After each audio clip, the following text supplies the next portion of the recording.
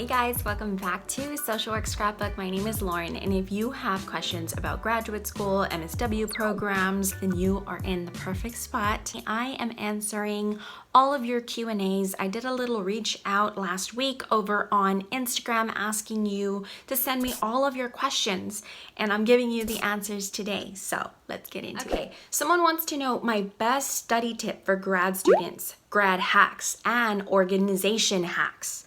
Well, this just sounds like the perfect title to a future YouTube video, so I'm definitely gonna do that. But I'm gonna keep it short and simple today, and I'm just gonna say, read, stay one assignment ahead of the class, make a study schedule and stick to it. And ideally what I'm thinking is for every hour in class, studying 2 hours out of class.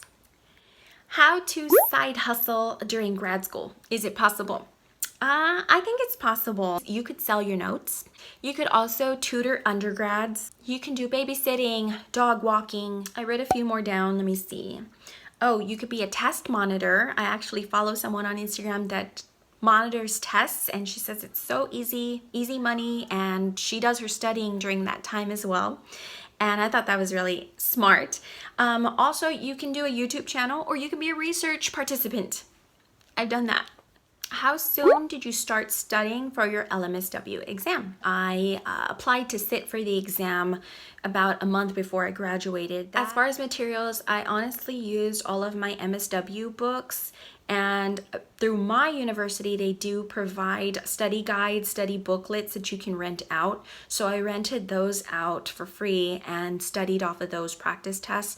I would highly recommend practice tests. You can actually find a PDF link of some practice test questions and some tips and strategies in this video linked up above. Sticking with the licensing questions, I have another one. How do I prepare for licensing? It is so confusing, and I agree. Basically, when you're studying in your MSW program, you're essentially preparing for your licensing exam. It kind of goes hand in hand. That's why you should not take too long to sit for the exam. How to manage unsupportive family members. This is a tough one that I haven't had to deal with personally, but throughout the years of making videos, I realized that it's more common than I thought. And if you're going through this and having to manage an unsupportive family member or friend, be sure that you allow space for your personal growth. Family or friends usually want to protect you, and they tend to become unsupportive when they're dealing with something that they don't quite understand, something that they fear. So when going through the program, I would maintain a little bit of a distance because you're going to be pretty vulnerable when you're going through this program, and you don't need that sort of negativity around you. That doesn't mean shut anybody out, but it does mean to protect yourself, to set some boundaries and give yourself some space, because it is a big decision and it is a big part of your journey. So you don't need to be surrounded by any negativity. Realistic stress management, plain and simple, and a really good question as well. So what I would say realistically, salt lamp. You need one of these. I love to turn it on when I'm reflecting on cases or making YouTube videos or just planning things out. I would also suggest, what else did I write down here? Having a TV schedule. This one is a little funny, but really scheduling time to watch your reality TV, your guilty pleasure TV, any movies. It's nice to schedule it in for yourself because there's a set time and you know to put the studying aside. I would also say spending time with friends, praying or meditating. This question can go along with stress management and self-care. It is, how do you make friends in graduate school? You know, since everyone is so busy with jobs and internships and school in general. So this is what I recommend to making friends. When big exams come up, just like in undergrad, there are study groups that form. So try to become part of a study group or get a study buddy. You can also make friends in those required assignments where you have to work in groups.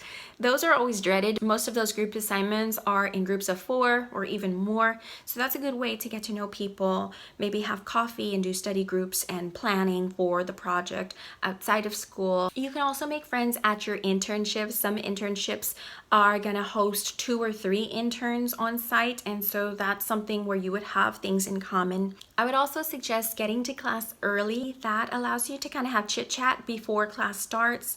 On top of that, during the class, be sure that you're sharing unique aspects about yourself, where you're from, your interests, challenges, or things that are happening in your internship, because that's gonna allow people to get to know you better.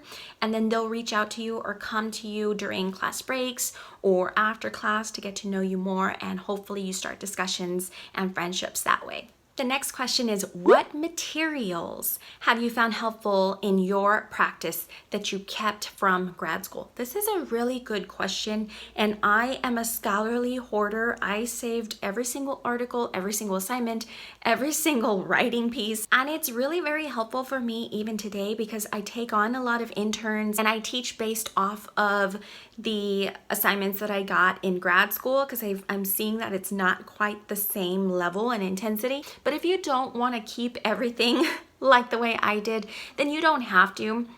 Really thinking about this question, the only thing that I do kind of turn to is the memories, the notes, the drawings that I got from my very first clients. Those I would definitely keep. You might not think that you need them right now, but they are very helpful to reach into, to look back on, especially when we're having tough days in the field. Next question, is there a good chance of being offered a job at the place you did your field work or your internship?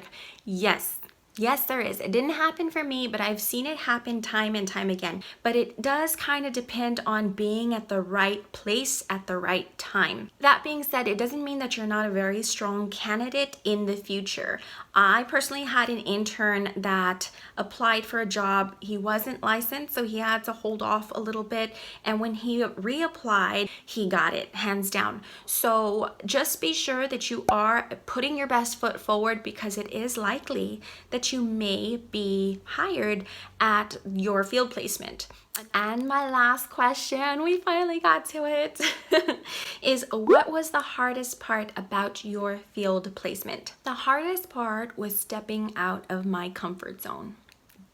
During the field placement, it's so easy to sit at the little office. It's nice and pretty. That's how mine was. It was like the most perfect school social work office. Huge. It's also really easy to continue to take the really well-mannered and polite cases that love to talk to you. The hard part is stepping beyond that comfort zone and asking for tougher cases. For me, it was working with families. Families and adults intimidated me at first. I didn't want to interact much, but I did have to ask for those experiences. This is a time to challenge yourself, because think about it. You have an academic support group literally around you. You have your field instructor, you have your field liaison, you have your class that's discussing everything as you're going through it. So you really want to challenge yourself, step out of the comfort zone, take on a tough client or two so that you can really make the most out of this graduate school experience.